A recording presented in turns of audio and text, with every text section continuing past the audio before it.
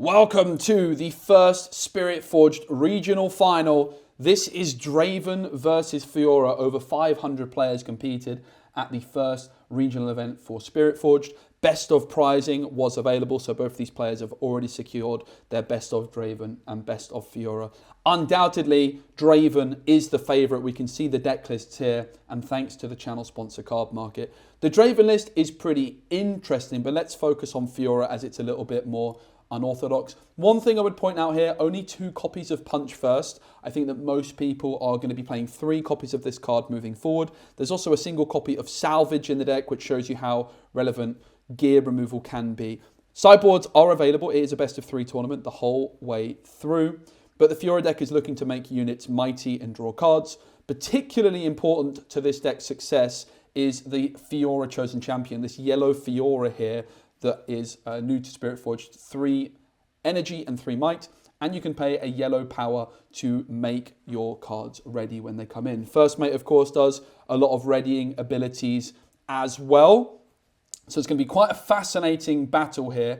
Draven's certainly the favourite. Over half of the top cut was Draven. So this is an outstanding effort from the Fiora player to get this far. And I'm sure the Fiora player has already met their match into some Dravens. But interestingly, immediately I'm surprised by the Fiora Chosen Champion for Game 1. Now, bear in mind, you can change your Chosen Champion between Game 1, Game 2 and Game 3.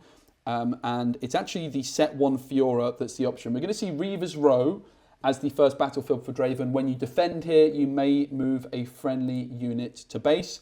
And then on the other side, it's the Monastery of Hirana, which is when you conquer here, you may spend a buff to draw 1. What you're looking for in your Game 1 battlefield selection is a battlefield which is going to be good for you either going first or going second. Reaver's Row is really going to enable Draven to score lots of cheap points.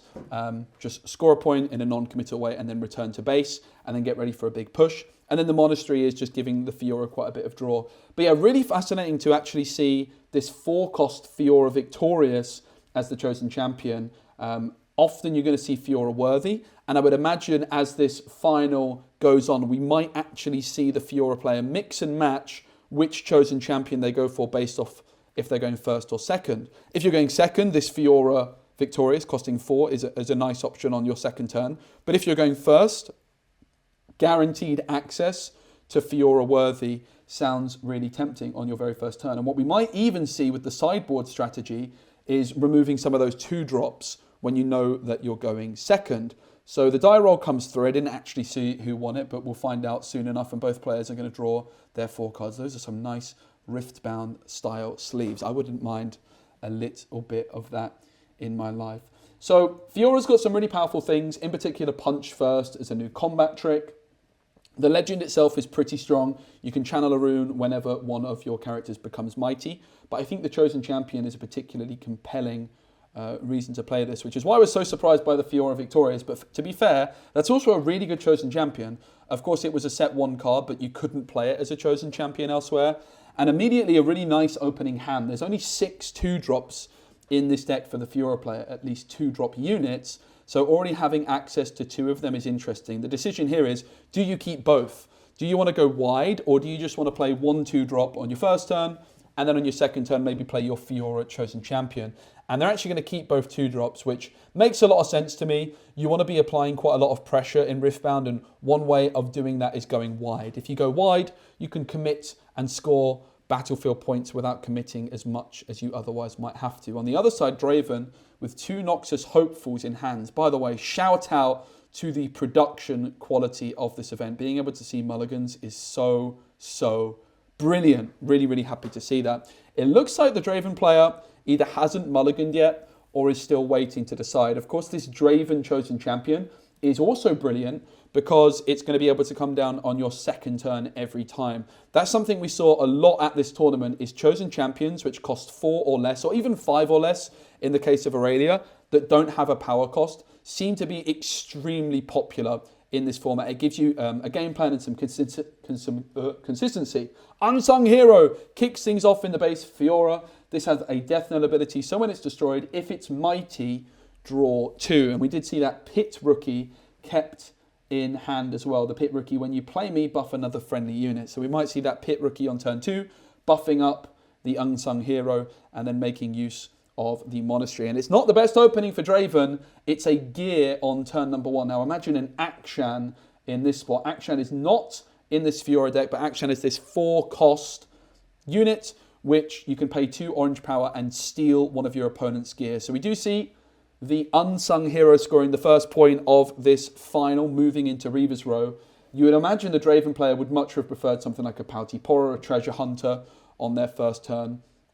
And then we do see that Fiora, Chosen Champion, again, just coming down. Guaranteed Curve is such a powerful thing to have access to. And it certainly seems like, I think for both Draven and Fiora, as good as their legend abilities both are, I would actually argue that the Chosen Champions are arguably even more important for these decks in terms of why they're so successful. It's very interesting when you look at the data, seeing how many decks have one of these champions which cost 5 or less and no power cost. Irelia, Draven, Fiora, Kai'Sa, pretty much all the best decks in the game have access to this kind of thing. And there we see it again, both players utilizing their Chosen Champion on curve. Obviously, we see that that gives you a lot of consistency, but what's easy to underestimate is actually the deck building freedom that this gives you as well. You can build your deck in quite an unorthodox way when you know that you have this guaranteed curve on your second turn. You could play less 4-drops, you could therefore play more combat tricks and things like that. 40-card decks are really, really tight in Riftbound, and yeah, just being able to fit in a few additional cards that you otherwise wouldn't be able to fit because you're worried about curve is a really big benefit that's easy to overlook. Now we see the Pit Rookie, which was very, very heads-up decision to keep it in the mulligan, and you can certainly see the Fiora players planning miles ahead. Fiora has now become mighty, so the Fiora legend ability is going to be activated, challenging 1 rune. Now, challenge comes through. That set 1 card is going to be applying a lot of pressure. Choose a friendly unit and an enemy unit. Well, Draven has been taken down by that challenge. Now, there is, of course, damage on Fiora, but it's going to be wiped at the end of the turn. So you can really see the power of challenge in the early game for Orange, giving you that additional tempo. Now, Fiora could, of course, move into the Monastery here as well. Spend the buff, draw a card. Maybe you just leave the buff there. But, of course, scoring another point. That would be a 3-0 lead this early on. It is going to be Doran's Blade, which is a +2 might equipment. And it is going to be given to this Fiora. It should be open deck lists in a final. And maybe this is just the Fiora player wanting to play around some removal by attaching it immediately. A power was spent on this attachment. I suppose, okay, if the buff was removed, right, and there wasn't a gear attached, the Fiora would have actually died. So this gear is keeping the Fiora alive and still allowing the Fiora player to spend that buff to draw a card. If the gear wasn't attached, if Fiora spent the buff, she would have died. So an amazing opening here for Fiora. Like, this is the position you want to be in. The Fiora player went first. They found curve in terms of a 2-drop. They had that consistent turn 2 play with the legend, or the Chosen Champion rather, and then turn 3 applying a ton of pressure with the challenge, equipping some gear as well. And on the other side for Draven, not finding a 2-drop, and then your Draven being taken out. Of course, this equipment could have been attached to Draven, and it would have made things a little bit differently, but with Fiora being able to attach the gear themselves, it wouldn't have actually mattered anyway. We do now see Darius from set 1 come through. Of course, Darius is going to be readied the second time you play a card. Still an absolute powerhouse of a unit. It's now a 7 might guy. Of course, the gear could be attached as well for a purple power. That would put it up to 9. Fiora is going to be challenged by Draven. Fiora is currently at 6. Draven is at 7. That buff, of course, could have made things a little bit more awkward there for the Draven player. Having said that, the gear already was attached. It was actually 9 might Draven. So I think it was a heads-up decision from the Fiora player to spend that buff because the gear and the equipment of Draven would have allowed them to get over the top. That is a +2 might on that purple gear, which is known as the Edge of Night. 3 copies of that, by the way, in the Draven deck, which really shows you how heavily the Draven player is valuing that gear. Gear very, very powerful. And you also have to question how good Akshan could be when a Draven player is playing 3 copies of Edge of the Night. An Akshan could be such a devastating option available two orange decks. It's not in the Fiora's deck list, not even on the sideboard either. Now, another thing we haven't spoken about for Fiora is the Riposte, which is the signature spell. That's something to look out. It's essentially a defy, which also works as a combat trick. So we have to be on the lookout for that. Now, look at this. The Fiora has been activated again. The buff from the Pit Rookie and that gear being attached to the unsung hero, who truly is the unsung hero in this case, because it's now become mighty, allowing the Fiora to channel a rune. And also, very importantly, the unsung hero, if it was mighty and it dies, draw 2 cards. So we are going to see the mighty unsung hero. Oh, wait, what exactly happened there? No, we saw the hidden blade. The hidden blade came through and dealt with the Draven, cards in hand galore. Now, in set 1, the downside of the hidden blade was a lot higher. Draven draws so many cards, so actually giving them 2 more, if you're just trying to aggro them out of the game, it really doesn't matter if Draven gets 2 more cards in hand. You've got a 5-1 lead. Draven has tons of cards in hand, so the hidden blade is just perfect in this situation, and we are now going to see the unsung hero getting another point, and the Pit Rookie making use of Reaver's Row. It's a Noxus Hopeful in base for Draven and nothing more. Card drawn. A 5-1 lead is absolutely unbelievable, arguably insurmountable. But if anything can do it, it's going to be Draven, looking to utilize the power of cards like Darius, which can accelerate, Falling Star, Switcheroo, Ride the Wind, Rebuke, all kinds of things that we have to look out for Draven maybe being able to mount a comeback. Importantly, it's 5 points to 1, so Fiora not threatening to win next turn, which does mean that Draven is safe this turn to play passively if they so desire. They don't have to rush and overcommit to anything here because Fiora is only at 5. If Fiora was at 6 here, Draven would be in a significantly worse position because suddenly this turn you don't really have a turn to set up at your base. You have to go for it immediately. So Draven's got a little bit of an opportunity to build up a base here and just try and surmount a comeback. And for Fiora, 1 rune open. Having a look to see if there's much that could be done with that. Well, the punch first is the obvious. +5 might. And this is what comes back to what I said about the deck building. Only 2 copies of punch first is maybe not the best idea. Imagine a punch first in this position. It's all you could possibly ask for. It's going to be Kaiser coming through and attacking the Pit Rookie who's in Reaver's Row. The Reaver's Row trigger needs to be decided first before anything else, and the Pit Rookie will be moved back to base. So that's another point for Draven, as well as a card drawn for the Kaiser. Imagine a punch first in this moment. It could have applied so much pressure. Maybe it's still available and just being hidden and waiting for the Noxus Hopeful. Let's see, Noxus Hopeful's at 6. It's also going to be 6 on the Unsung Hero, which will be, therefore... Is it not a trade? What did I miss, guys? The Unsung Hero did not have the gear attached. Wait, I'm so confused. It did. +2. Unsung Hero 2. The buff was spent. The buff was spent, guys, to draw a card. That must be it. And therefore, the Noxus Hopeful without a single combat trick able to come through. I've not casted many games on my own.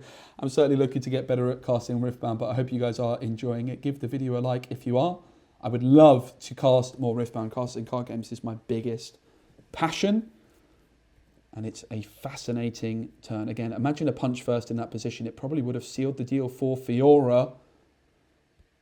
Wasn't available though, or maybe it was available but just decided not to be taken. It is still the Draven's turn. They're at 3 points. We are seeing players utilize hidden cards quite a lot in this format, but this is going to be a Falling Star. And look at the comeback. Falling Star is so good still. Like, it was good in set 1. The reflective triggers got arguably nerfed, but the card is still bonkers. And a big reason that red is doing so well. I think it's common consensus that purple is probably the best card in the format, best colour in the format. 7 of the 8 in the top 8 played purple. This Fiora deck is the only deck in the top 8 which wasn't purple. So purple seems to be the best colour. And then red just gives you so much, right? The Falling Star, I think, in particular, Of course, Draven as a legend is great. The Chosen Champion's great, but I think the colour pairing is particularly good. We know how good Annie can be as well, which also secured a top 8. We do see the Pit Rookie moving into the Reaver's Row with that equipment attached. Kai'Sa is going to retreat thanks to the power of the Reaver's Row. Now Fiora is at 6. So Fiora now is in a position where they can start trying to set up to win. But Fiora doesn't necessarily have like that explosive play like you might expect from like a blue deck with Thousand-Tailed Watcher. It doesn't have like a clear way of like threatening to win the game next turn outside of like punch firsts. So it feels like this turn for Draven, where they got back in it and there was no punch first, is so significant in this game. Fiora's lost a lot of the tempo. We are going to see Sabotage. So you can look at your opponent's hand and you can discard a non-character, or non-unit card, I should say. Now, Sabotage is great, but when your opponent has that many cards in hand, it does lose a little bit of its value. That's fair to say, I think. The card will be recycled. It will not actually go to the discard, which is a little bit ironic when it's called, it's not called a discard, it's called a trash. Well, that would explain it. So the card from Sabotage is recycled. And again, when you're playing against a player and they've not got many cards in hand, the Sabotage, I think, gets a lot more value, right? But when they've got this many cards in hand, I mean, it's still good. You trade one card for one card. But Fiora in this position has a limited amount of cards in hand, whereas Draven has so many. So you would have to imagine that this Sabotage actually benefits the Draven player more. Swapping one card for one card is better when you have loads more cards in your hand than your opponent, right? I think it's fair to say. A lot of information, though, gained. Of course, you are allowed to take notes in Riftbound as well, which is worth pointing out. You see a Mind Splitter in hand, which, of course, can discard a card from the Fiora player's hand. So it's lots of information. That's probably the biggest benefit gained. But the Spinning Axe will be discarded. The Spinning Axe, the signature gear for Draven, which has Quick Draw and can give +3 might. So 1 energy and 1 rune spent so far this turn for Fiora. We are going to see the notes being taken. Now, controversial opinion alert. I think note-taking should not be allowed, which is definitely a controversial take. Let me know what you guys think. I know in Magic the Gathering it's allowed. In Digital Arcana, which is my main card game background, physical card game background at least, note-taking is not allowed, and I actually quite like that. It incentivizes players to play rather quickly, and it also adds to the skill ceiling of the game because memory is part of the skill, therefore. And I am terrible with memorizing things, by the way. So I'm quite glad you can take notes from my own perspective. But I think I would prefer for the game overall not to have it. We see Lucian come through. Lucian has Weapon Master, so it can detach a gear from one of your cards and attach it to it. Lucian, when it conquers, will ready. Lucian, a really good card in this format as a cheap way of getting points in the early game, but probably not what you want at this moment in time. And you can sort of start to see where the Fiora deck is maybe running out of gas a little bit. And let me tell you, Draven does not run out of gas.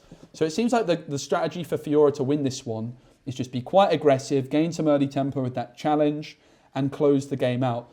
Draven can end the game with tons of cards in hand as long as Fiora gets that 8th point. But that 8th point is suddenly looking much more difficult to secure. With all these cards at Reaver's Row, nothing at base, it does just seem like Fiora ran out of gas a little bit. And again, I have to go back to the deck building. Only 2 copies of Punch First. I do believe that a copy of Punch First in hand for Fiora on that turn a couple of turns ago, where the Noxus Hopeful was able to take out the Unsung Hero and the Kai'Sa forced the retreat.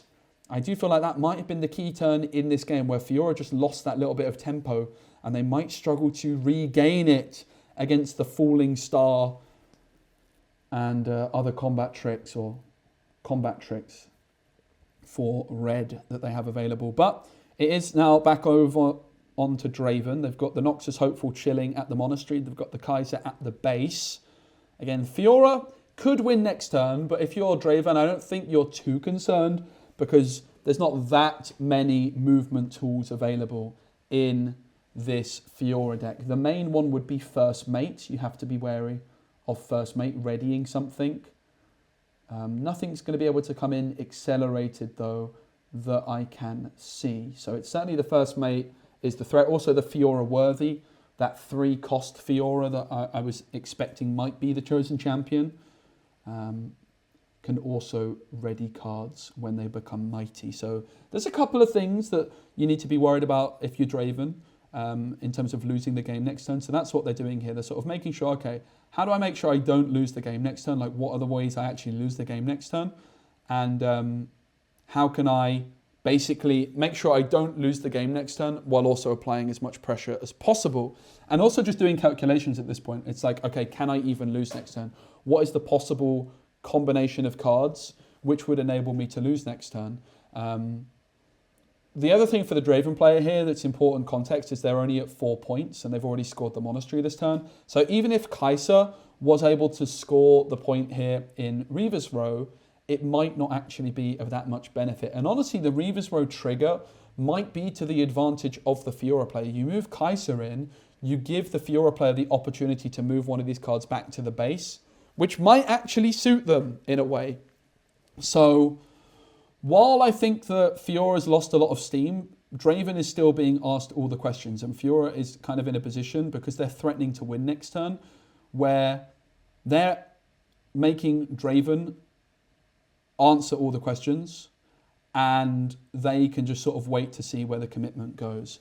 It's really important in Riftbound to always take track of what the score is doing and how that is impacting players' decision making. I think it's like a very, very key skill in Riftbound, and one that's easy to overlook when you're watching as well. The score is always so relevant and is always in the background impacting players' decision making. So we are going to see a Treasure Guardian at the base. This is the card which, when it moves, Treasure Hunter rather, when I move, I play a Gold Gear token exhausted. Not exactly the perfect moment for it, and we're going to see then the fanboy, as I like to call it, the overzealous fan. When I defend, you may kill me to move an attacking unit to its base. It's almost like a proactive fight or flight. It's like a fight or flight on a body, kind of, sort of, in a way. It's a really, really strong card. There's no doubt about that. In fact, there's 2 copies of Fight or Flight in this Draven deck. So you've got 2 Fight or Flights and 3 overzealous fans. So lots of those abilities being able to return your opponent's cards back to their base. Of course, the Fight or Flight you can also use on your own cards. You can also hide it, so it's got a little bit more flexibility. And then the advantage of the fanboy is that it is a unit, of course. Fiora is now up to 7. Kaiser did not move into Reaver's Row.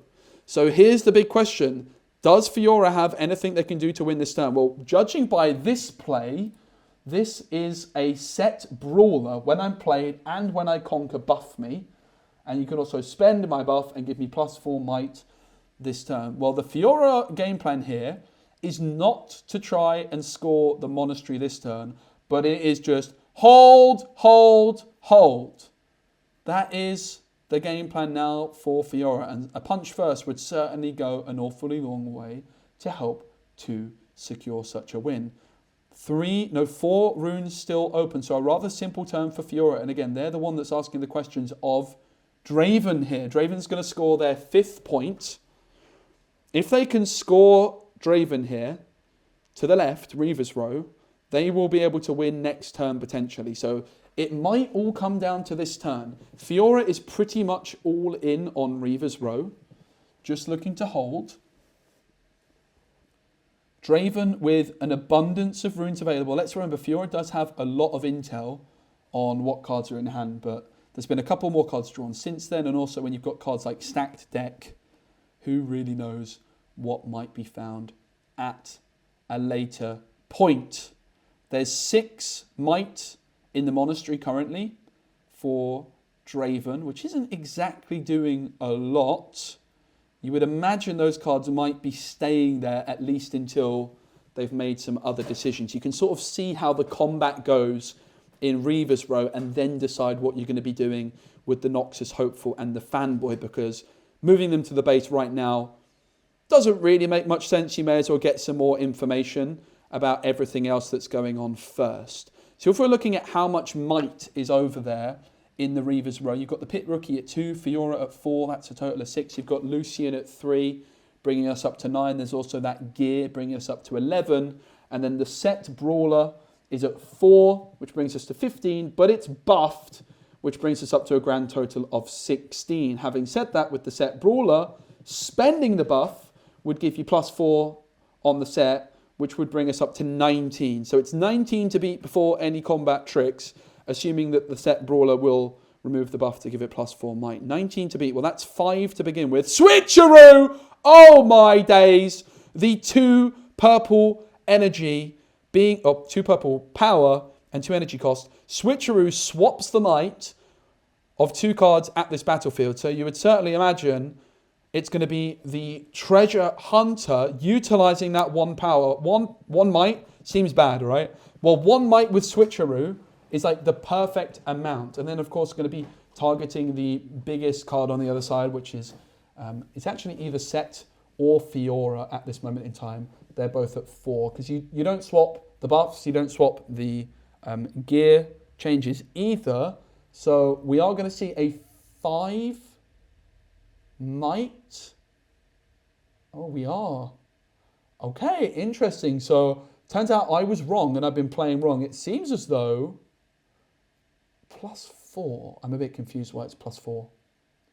It's a 5. Yeah, okay. I guess the gear for Lucian is actually still helping buff up, boost up the treasure hunter. I didn't know that. I've been playing that wrong. That's good to know. I've been using Switcheroo, and I've been a bit sad when they've had gear attached. So we learn something there every day. Punch First has been drawn for Fiora, but is it just a turn too late? We see a wry little smile there from them. The draw... I didn't even catch what the draw came through on. Apologies, it's not the best casting, guys. Usually you're casting with 2 people, and for good reason, right? But Punch First is certainly... Oh, it's been played from hand. There we go. It wasn't drawn. It's been played from hand.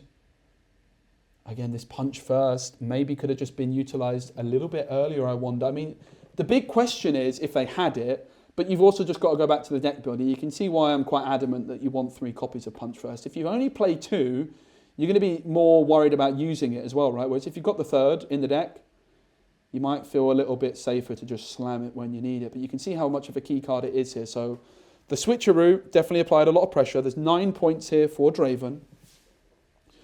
Worth bearing in mind that the Reaver's Row trigger has already passed and gone. That is not available to be used at this point. So it's a 1-point Lucian. Pit Rookie's at 2, so 3. Fiora's at 4, 7. The Set Brawler is at 4, bring us to 11. Plus the buff is 12, plus the Punch First is 17. Now, if the buff is spent on Set, that would be 3 points more, so potentially 20 points, it would seem. But we are seeing the Punch First come through now. Now, there's all sorts of interesting sequencing going on here, right? About, like, when do you play the Fight or Flight? Can you ever wait for your Punch First until a Fight or Flight's coming through? Because the Punch First has been committed, which is an action speed. And that's actually a good thing for Draven in a way if they have Fight or Flight in hand, for example, right? Because you can now fight or flight away the Pit Rookie, which has been boosted up. So it's a huge combat over here. It's going to be Stacked Deck, which we know how good that can be. Rebuke, that's going to be useful. Ride the Wind as well. And look at the praying from the Fiora player. The tension is absolutely palpable. You would imagine they're probably just going to be taking the Rebuke here, right? If you can win this combat, it seems as though it's not going to be winnable for Fiora. They'd have to conquer both battlefields next turn. So anything which is helping you win this combat, you would imagine is going to be the way to go. And a Rebuke sounds absolutely outstanding in this position. But let's wait and see if that is the case. Fiora with 1 card in hand and 1 rune available. So another Punch First is going to be the biggest threat. The Kaiser player with 9 might currently. I think it was about 20 available for Fiora. So lots of catching up still necessary. 4 runes available for Draven to do it. Great production quality, isn't it? I mean, you can see at the bottom of the screen as well, in case you're wondering what's going on there. The bottom of the screen is like a visual representation of where everything's at. You can see one battlefield has 2 guys at, and then another battlefield has 5. And I think the bit at the bottom there that's like written in Chinese is like the name of the other cards, maybe there's like a little bit too much to fit everything in. It's quite interesting to see though. It's a very, very interesting production. I've been quite amazed by it. They've also got some like really cool recap stuff where they almost have like a simulator to display and recap the games of like the key decisions and maybe show some different paths that could have been available. But what the Draven player's been able to do that's really, really important here is they've really been able to put the pressure on Fiora to make the decisions. I do wonder if this like punch first could have been maybe played a little bit later, for example, right? You don't really want to be playing the punch first at this moment in time. But the switcheroo applying so much pressure, it's sort of like Purple's answer to punch first. Like we know punch first is such a powerful combat trick for tempo, but so is switcheroo as well. Not exactly sure what's happening at this moment in time. We could do with cutting away from the cameras, please. It's going to be Ride the Wind. I didn't see that one coming. Stack Deck was picked up. Ride the Wind picked up from Stack Deck. You would imagine it's going to be, well, the Noxus Hopeful would give you more stats, but actually the Fanboy working in a similar way to the Fight or Flight would also be an option, but it's going to be the Noxus Hopeful, which will be ready. Just worth pointing out, it should be ready. There we go. So 4 more might joins the party in the form of the Noxus Hopeful. So it's going to be, actually, we're going to combat, it seems, at this point. There is 9, 13 available for Darius. It's going to be a big cleanup. Fiora will be left alone, however. Remember, a hold here for Fiora will be a win. Is there a Fight or Flight? Surely there's something. It's a Falling Star, and both are going to target that Fiora. There are now no units left for Fiora. Only the Fanboy remaining for Draven. But importantly, Fiora needs to score both battlefields this turn. Seems unlikely, doesn't it? It absolutely does. In fact, it might not even be possible, looking at the deck list, for the Fiora player to win from this position. I think it might not be possible, but here we go again. Back on over to Fiora. It feels like Draven might just have snatched this one.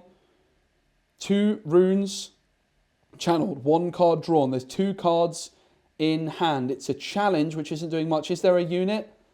I don't think it is. I think it's not Call the Weak. It is. This might be the best unit available at this moment in time, in fact. It's Lucian, who won't come in ready. Oh, and there's another unit. There's 2 units. This is about as good as it gets, actually, for Fiora. Lucian and the Unsung Hero down. But now Draven, only 4 runes available, to be fair. So many cards in hand available. But that power cost of the last turn was through the roof. The Switcheroo, the Falling Star. But Draven's now up to 6 points. Fiora needs to conquer both battlefields next turn in order to win. Draven not able to win this turn, but maybe they could also be looking to set up some sort of Ride the Wind play for the next turn. If you can score Reaver's Row this turn, perhaps there's an opportunity to win with Ride the Wind. And this is what's interesting with note-taking as well. Of course, the Fiora players saw the hand so long ago with the Sabotage, so you can actually track the hand quite heavily, and note-taking is going to help achieve that even further. Of course, if you're just using memory, you could still do it, but it would increase the skill ceiling. With note-taking, if you take good notes, you should be able to track the hand at least somewhat. You're going to know probably 1 or 2 cards that are still in there at this point in time.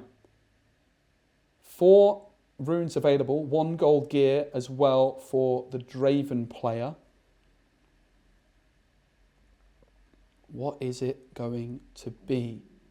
It could also be the decision here for Draven, right? So if you're here, Draven, if you can score to the left and then just completely commit to reinforcing 1, you win the game, right? That's pretty much what Draven wants to do here, is score 1, like score the Reaver's Row, and then just hold, hold, hold. Easier said than done. Easier said than done. You wouldn't be able to accelerate with Kaiser here. Not enough runes available. So the power costs that Fiora forced Draven to play in the last turn are through the roof. This has been brilliant game one of this final. But we're seeing Draven shaking their head, not quite liking it. 30 minutes into game number one of this grand final of the regional here in China. The first of many. We are going to be bringing you the finals of every single one of these in English over the next few weeks. So be on the lookout for that. We are going to see not the most extraordinary play, the treasure hunter, but what's going to be following it up? Could it be a falling star? A Noxus Hopeful? Where is Noxus Hopeful going to go? Of course, it could go to the base or it could help out the Fanboy. The Fanboy, though, is applying a lot of pressure. That Fanboy ability is really, really good. And it's not called a Fanboy, it's called an overzealous fan. I like calling it a Fanboy because that's what he is. The Noxus Hopeful. I would imagine it might go to the base here. And you just bank on the overzealous fan doing the business. Basically, no cards in hand for Fiora is the other thing to note, I think. Or maybe one card. So you have to be a little bit scared of first mate in particular when you play me ready another unit. That's like one thing that you have to play around. But the question is, do you actually play around it? And it does go to base. The reason like putting it at base is good here for Draven is as long as they don't lose this turn, having the Noxus Hopeful at base gives them a little bit more flexibility. Card drawn off the top. Now, if Fiora does Conquer, they're going to draw another card because they can't score that 8th point, remember. So we might see that immediately. Another card drawn. So 2 cards now for Fiora. I think a first mate could win them the game here. In fact, would win them the game here, right? You go first mate, you can plonk it down at Reaver's Row if you so desire. You can move the card to the right, back to the base. No first mate found. And I think what the Draven player here did at Apichu, I think what they said is, if my opponent finds first mate, I lose. But if there's anything else, I have a real chance of winning. And this is a really good example of playing to win, not playing to lose. They say, okay, I lose to Draven. Sorry, I lose to first mate. But what I need to be able to beat is if they miss first mate and they make some sort of play where they just overload Reaver's Row. So I really, really love the gameplay from Draven here. And there's now 6 runes available. 6 runes available. Lucian's at 5. Fiora's at 4. That brings us up to 9. And then the Unsung Hero's at 5, I believe. So 14 to beat. 14 stats to beat. It's 7 all. The next point wins. We're going to see a early commitment of 5 might and then passing initiative. So you'd imagine they're just going to wipe off something. But no, we're actually going to see the gold gear played. Are we going to see maybe another switcheroo perhaps? There it is! The switcheroo! It's so good. It's so good. Swapping the power of the Unsung Hero, which I now find out also impacts the gear, which is a huge factor in this. And it's Draven, which wins the combat and wins game number 1. What a comeback. That is absolutely heartbreaking for the Fiora player. And again, I want to take note of the deck building, right? We are going into game 2. You can see the sideboard. All of those Edge of Knights taken out. The Pouty Poro also taken out for Draven. And in comes another Mind Splitter, another Brine here, another Ferocious Forerunner, and also this card at the bottom. Let me double check what it is. Against the odds, give a friendly unit at a battlefield +2 might this turn for each enemy unit there. Then we see the sideboard from Fiora taking out 2 Call to Glories and 1 Warmog's Armor. And then in comes 2 Salvages and a Facebreaker. Now look at the sideboard battle absolutely being won undeniably here by the Draven player. They took out 3 copies of Edge of Night and in came 2 Salvages for Fiora. There's now 3 copies of Salvage in the Fiora deck and there's no gear, apart from the Spinning Axe, on the other side. But Spinning Axe, of course, does have Quick Draw. So huge heads-up play from the Draven player. They've got 3 copies of Edge of Night in the main deck, which does seem unorthodox, but they just happily took all 3 out. Most gear removal is going to be sideboarded into the deck. It's not going to start in the deck, and Apitu making full use of this. Huge sideboard moment, and again, a massive shout out to the brilliant quality of production here. The fact that we can see what is sideboarded and the mulligans here, it's such easy things to miss unless the production really goes out of their way to show it. So I'm absolutely blown away by the quality of the production here. It is fantastic. We're going to see both players channeling an additional rune thanks to the, I believe it's called the Obelisk of Power. I need to get a bit better with my card names, and it is. That is going to be the battlefield selected actually by Draven, believe it or not. And on the other side, we do see that Fiora chosen champion again. Perhaps anticipating Draven will play the battlefield, which channels an extra rune. Usually when I think Fiora goes second, they're going to be using the Fiora Worthy as the chosen champion, the 3 might, but it should be open deck lists in Top Cut here. So yeah, you can make a very easy read that the Draven player is going to be utilising this battlefield this turn, and therefore you just stick with your 4 might chosen champion rather than the 3 might one, because you can play it on your first turn. So a great start for Fiora, but look, this Treasure Hunter, guys, is unbelievably good on curve. Like, it comes through. Oh my goodness, the early ride the wind. That's not something you see all that often, actually, but the aggression here from Draven is unbelievable. And look at the gold gear. Oh my days, that is absolutely foul. That seems a little bit broken, guys. I'm suddenly looking at this combo. I'm like, yeah, maybe I need to be playing Treasure Hunters and Ride the Wind in my deck, because that seems absurd. And there's another Treasure Hunter that's just joined the party. This is 3 gold gear on your second turn and already 2 points. That is quite outstanding how good that is in terms of aggression. Like, it's really easy to underestimate how good that is. Okay, look, there's not many stats, but there's 2 points and there's gold gear on the board. Like, you have gained so much tempo here, it's unbelievable. Who needs stats? Just gain points in the early game and set up some gold gear to pay all of your costs to gain more tempo. We see Fiora capturing the Dreaming Tree. We then see the Unsung Hero joining the party, and we are going to see a gear attached alongside that. Is that the BF Sword? It's the BF Sword. The flavor text tells you all you need to know. It certainly is big, plus 3 might. That Unsung Hero is now mighty, so a rune is going to be channeled thanks to Fiora, and if that Unsung Hero dies while mighty, 2 cards will be drawn. There was also a hidden card here, 1 power spent on that. The hidden card in this deck, I would imagine, is only going to be the Hidden Blade. It is the only hidden card in the deck. Oh no, Facebreaker as well in the sideboard, which I do believe was added in to the mix. So very, very fascinating stuff here in this game. The early lead here for Draven is so easy to underestimate. Like, the amount of tempo, as we see another gold gear generated, the amount of tempo here is truly quite absurd. Like, it is quite mind-blowing how good this is. We see the first gold gear spent, and we're going to see the Ferocious Forerunner played. When this card dies, you spawn 2 3 might mech unit tokens at your base. So it's a 6 might guy. If it dies, it's like it splits in half into 2 smaller mechs that go to your base. Really good card. Of course, a big downside of this card is that it costs a power. Well, if you've got all this gold gear, who cares? Who cares?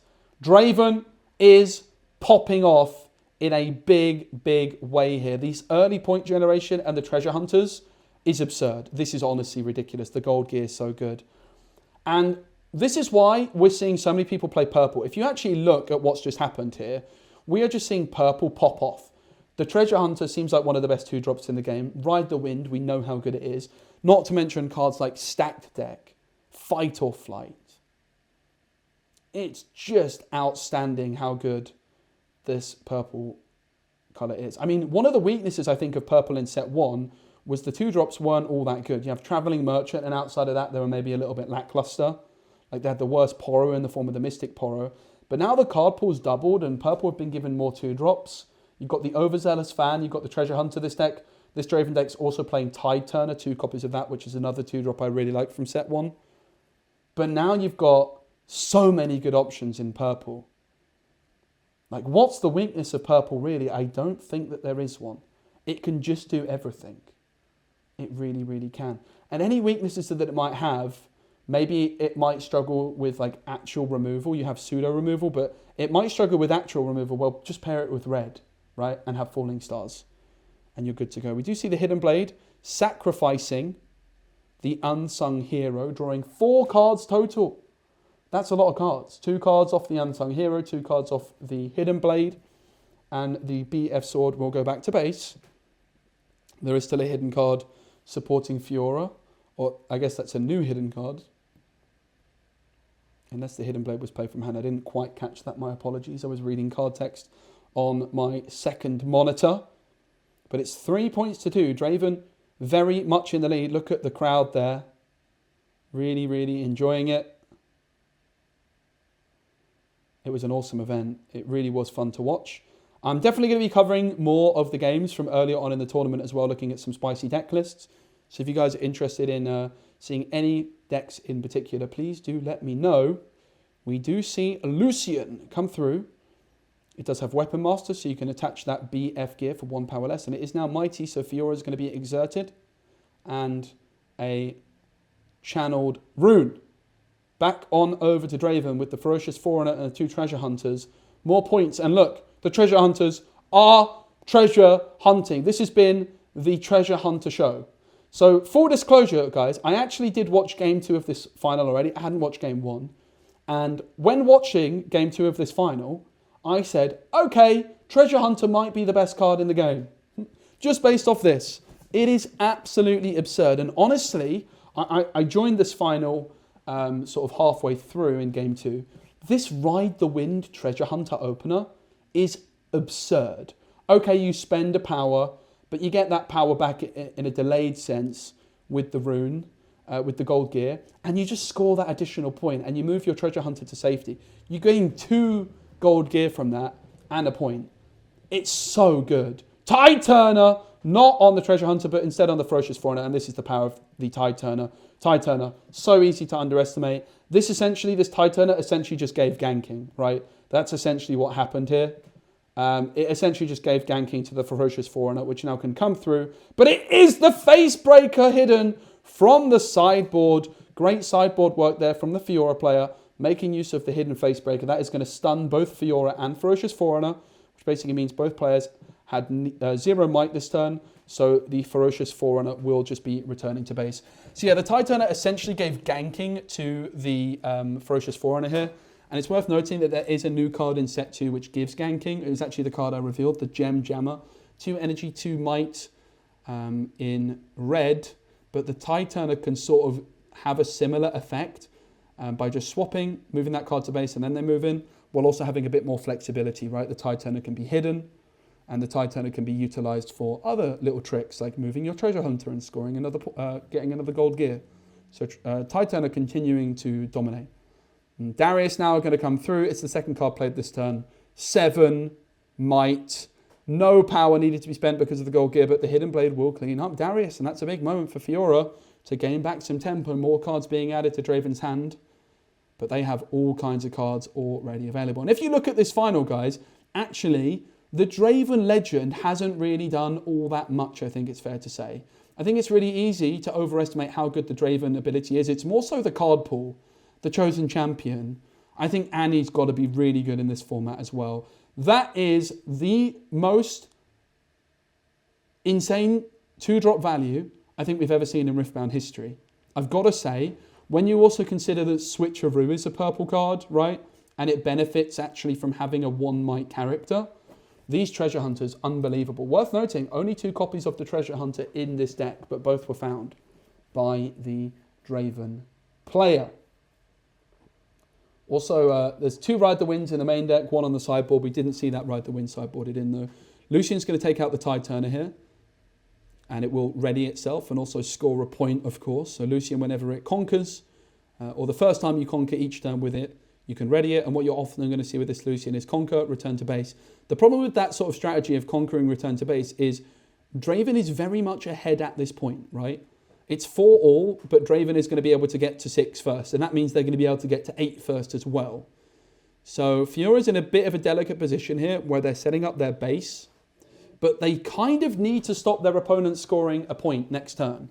Because if you can stop your opponent scoring a point next turn, which you achieve by holding, Draven would only get to 5 next turn, and it might give you a bit of a way back. This game plan here for Fiora to set up the big base is quite risky because it gives Draven free reign to just score 2 cheap points and then try and win the following turn. So Draven, you would imagine here, might just move in to one battlefield with each of their treasure hunters, spawn more gold gear just for the fun of it, and then just set up a big base and then just sweep through the next turn with an onslaught. But Fiora also in a tough spot, right? I'm saying that Fiora, they don't want to be doing this, and they don't. I'm not criticizing the players' decision making, but it just shows you how much pressure Draven's been applying here, that Fiora, even though they would like to try and hold the battlefield here to deny the point for Draven and stop them getting to 6, they feel like they can't do it, right? And that Ferocious Forerunner could be sacrificed and it's replaced immediately with 2 mech units that are 3 might or more. And you can also see like the power of Falling Star in this format when cards like Treasure Hunter exist. Like the ability to be able to remove multiple threats at once. Like Fiora has just not been able to touch these Treasure Hunters, and they've just scored points cheaply. They've generated gold. It really has been the Treasure Hunter show in this final. And Fiora just, without access to red, doesn't have a good way of dealing with them outside of combat. We are going to see a point scored, I believe, from a Treasure Hunter. Yeah, as predicted. Another gold gear, just for good measure. And we're actually going to see the Ferocious Forerunner take this other point, which makes sense also because you're very happy for this to die, right? You want a lot of the time what you would expect to see, if this was like a normal 6 might unit that had no ability, you would expect to see the Treasure Hunter take both scores. But actually the Ferocious Forerunner here, you essentially want it to die, right? Because that 6 might is going to apply some pressure, make Fiora play and commit to that combat, and then you just end up with 2, 3 might guys at your base. And you'd actually rather have 2, 3 might guys than one big 6 might guy, because it gives you a bit more flexibility in where you commit things and such. So I really, really love the decision to conquer with the Ferocious Forerunner in this position. And yeah, all this gold, like it looks like it's such a waste because it was so overkill, but like look at the rune disparity difference, right? Like there's a big, big difference in runes because any power costs for the rest of the game here that Draven might want to play are going to cost nothing. Like it's so much freedom for Draven here. It's quite absurd. We're going to see the Noxus Hopeful paying 2 to get a 4 might guy ready for that onslaught next turn. How about another one? 4 energy spent and 8 might gathered at the base. Well, how about a couple of gold and 2 more? Is it going to be a Falling Star? It certainly will be. More pressure being applied. This was a ridiculous turn. There was a total of 10 energy spent. The Draven Champ, 2 Noxus Hopeful, and a Falling Star. Like, that is gross. How are you going to beat that? You're not. This is Draven's tournament. It certainly is clear for all to see at this point. That game 1, though, there was some big moments in that game 1, but this game 2 has been an absolute masterclass in how to dominate with Draven here. The Falling Star, not sure what it's targeted. Of course, it's not all over yet. It's not all over yet, but this base play from Draven again. I talked about that decision in the last turn, right? Fiora, if they were able to hold one battlefield here, they would have been able to stop Draven threatening to win this turn. But because Draven has got to 6 points, they can just fully commit, not leave any resources open for any combat tricks. Just say, okay, I have a ton of points. Let's see what you can possibly do about it. And I would imagine what they've got at base is just not going to be able to be stopped by Fiora, particularly when you consider that Draven could add cards like Darius into the mix, more Falling Stars in the next turn, Kaisers with Accelerate, Spinning Axes, Fight or Flights, Rebukes. Not only do they have all this might at their base, but they are going to have a full set of energy. In fact, I think they might have all 12 energy, which is absolutely ridiculous. It's like the perfect Draven curve that we're seeing here. They did spend 1 power on the Fight or Flight early on. Well, I think it's fair to say that it's worth it. Again, that additional point actually they scored off the Fight or Flight on the first turn is so crucial here. Like, that is having such a huge impact on this game. It's so easy to overlook that. But that point extra gain from that Ride the Wind early on is unbelievably crucial because, again, now Draven can win this turn. It really does change the context. If you can score some cheap points in the early game, it makes such a difference in the late game. So we see Lucian take out the Treasure Hunter nice and easy. It now readies itself. 5 points now on the board for Fiora. Of course, Fiora would like to get to 6 this turn so they could potentially threaten to win next turn. But probably what they actually need to do in this position is they just need to hold. They need to full commit to a hold because they see the onslaught. They don't really want to kill the Ferocious Forerunner as well. The problem is if you take such a line and just say, I'm just going to hold, well then Draven on their turn can do something similar, right? If you just go full hold here as the Fiora player, well Draven says, okay, I just hold as well. And then Fiora's left looking quite distraught. So I'm not sure that the hold game plan would even work here. So let's see what they end up going for. They do move the Unsung Hero into the Dreaming Tree. We are going to see the first mate played to the Dreaming Tree, readying Lucian. First mate, so good. Again, only 2 copies of First Mate in the Fiora deck. I would say, looking at the deck list, I love it. I would want to play 3 First Mates and 3 Punch First, but just because for me they're 2 of the best cards in the game. In like an aggro-y type shell. And I think you can see here, how do you beat Draven? Well, you need to beat it quite quickly. The longer the game goes on, they're just going to draw so many cards, they're probably going to out-resource you. Lucian will take out the Ferocious Forerunner, but, I mean, it took Lucian out as well. And unfortunately, with those mechs, well, unfortunately for Fiora, fortunately for Draven, those mechs are just now at base. So, again, that decision from Draven to put the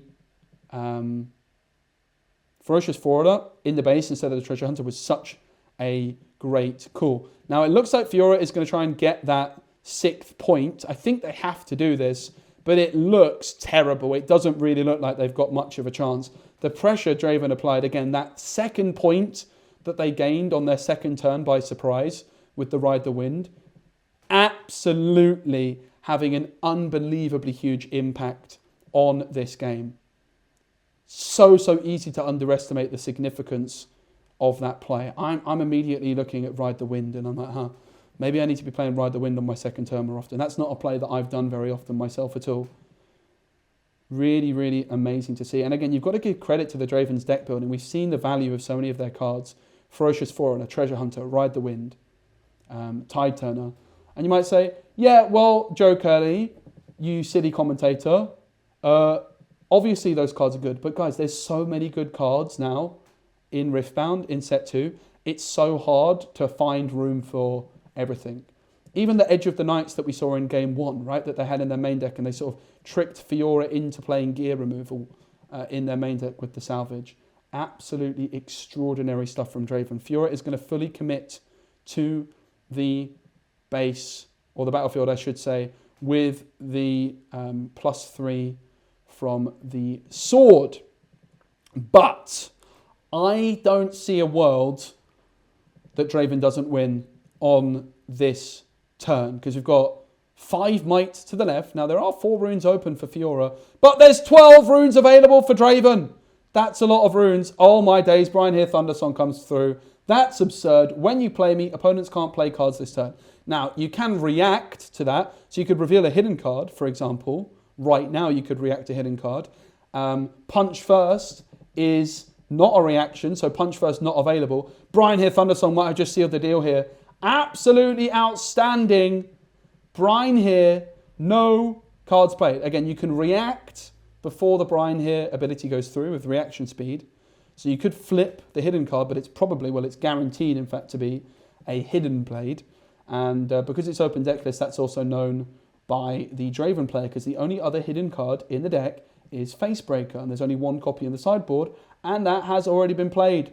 So the Draven player knows that Hidden Blade is hidden there, and they know that they can only use the Hidden Blade with Brian here Thundersong immediately, which they're never going to do. So the Hidden Blade here is just going to fizzle. It can't be used. It cannot be played. And there it is, the Hidden Blade goes to discard. The Ferocious Forerunner's remnants take over the Dreaming Tree. And Draven is 1 point away from victory in this Tournament. Wait, was it played? Huh? Rebuke comes through. I don't know. It doesn't matter. Because then the Noxus Hopeful takes it all. What a win by Draven. Game 2 was so impressive. This Ride the Wind in particular was brilliant. Look at the thumbs up. Great celebration. But commiserations to Fiora. What an effort to get all the way to the final. I think they did a really good job. A punch first. I think in Game 1 could have made things very, very different. But this was Draven going second twice. Draven went second twice in this final and was still able to come out on top. Masterful deck building. I think it's really easy to underestimate the quality of deck building from the Draven player here. Like everything they played just achieved their win condition, right? Like all of the cards popped off. I'm looking at the deck list again. The Noxus Hopeful, the Overzealous Fan was good. The Tide Turner, the Treasure Hunter was good. The Darius was great. The Brian here was good. The One of Ferocious Forerunner was good. The Edge of Night was great as well because they sideboarded it out and sort of trapped their opponent into adding in gear removal. Like they really metagamed them there in that sense. So what a win from the Draven player. What a show as well. We're certainly going to be covering more of these games.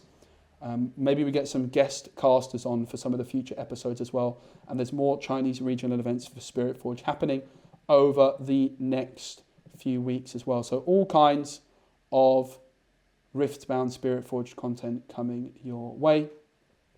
Here we see our champion going on over to the main stage, clapped by the crowd. There is a lovely trophy, a card you win. Is it a set brawler? I'm actually not sure what the prize card is here, but you can see him holding it up there. Awesome production, confetti galore, lovely stage. What an awesome event this was. It's so well done. Honestly, the production quality is bonkers. Through the roof good. And also worth mentioning, this was the first regional in China where the best of prizing was a thing. And yeah, you can see Riftbound Executive Producer, I believe is the job title here, coming through to hand out some of the prize cards to the top 8 here, I think, which is awesome. And yeah, best of prizing was also available. So big congratulations to all these players. If you guys want to see all the other deck lists, I've already posted a video covering all of the deck lists, including the winning deck lists in a little bit more depth. So you can go check that video out. Thanks again to the channel sponsor Card Market, the biggest online marketplace in Europe for trading card games. And yeah, big shout out to the tournament organisers, all of the players, and everybody involved that makes Riftbound a great game. It was a really awesome final. Give the video a like, and see you very soon for more Riftbound content.